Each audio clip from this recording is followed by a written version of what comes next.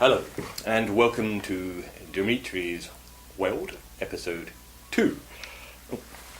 Friend of mine, I knew him well. Got his head knocked off in one of our graveyard excursions to remove the world of the dead. Let's be more serious, shall we? Well, what am I going to discuss today? Well, as I said on my Facebook page, toilets. More specifically, men's toilets, men's public loos. And, well, I decided the other day, after going to the public loo, that you can tell the civility, the dignity, the measure, don't go there, the measure of a man by the way he uses the toilet. I'll explain. I went to the loo to use the public loo, and there's a cubicle with a man in, weeing directly into the water in the basin. My first thought, really it's making a right racket, my first thought was, mainly because if you're in a cubicle, close the door. Secondly, don't wee directly into the water in the basin, use the side. That's why it's designed that way. Have you not seen, what was that film, Empire of the Sun, where he's in the prison, the king, and he was in the bucket, never mind. Anyway, and I thought, he must do that at home, and therefore his family, or if he's got sons, they're going to do the exact same thing. And it's about pride as well, pride in yourself, and how you influence or affect those around you. And if you're arrogant, or your ego's big, or you just don't care, then that might not matter to you.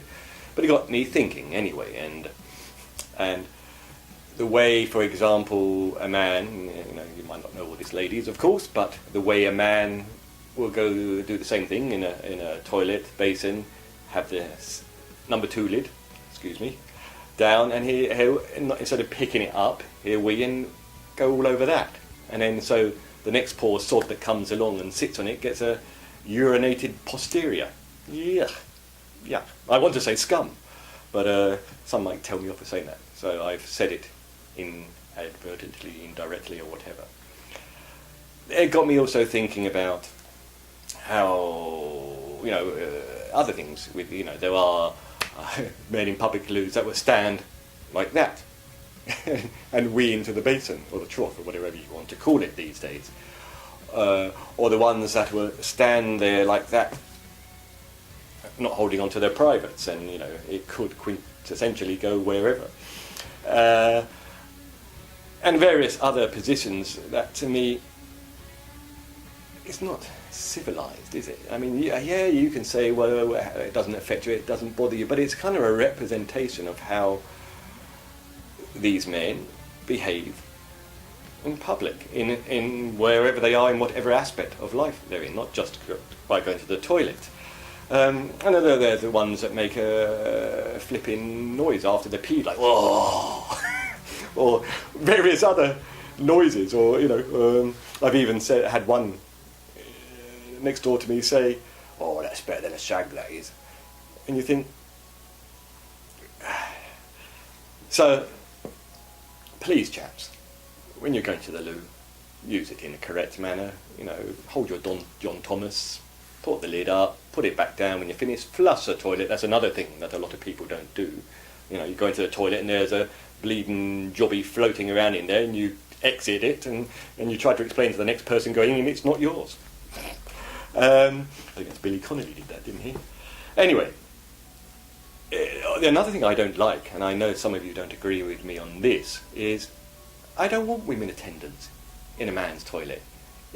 Some of you might think, oh, it's the way, we're evolving, we're being more, I don't know, I can't think of the right word. My wife can see my John Thomas. I don't want a cleaner in a toilet. I don't want mixed toilets either. I mean, I know they do that in other countries, but I like the difference between a female and a male. I agree totally, before any of you go there, in equal rights, equality, etc., etc. But I enjoy the differences between a female and a male. I enjoy it. I mean, why get married? why date? Why why do women put makeup on? Why do men try and be as handsome and put after? My wife is still she's a lawyer, quite high up.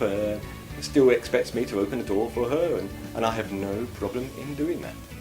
She works hard, but we respect our differences. There's no I'm better than her, she's better than me, etc., etc. So, toilets. There you go. Anything else I want to say today? I'm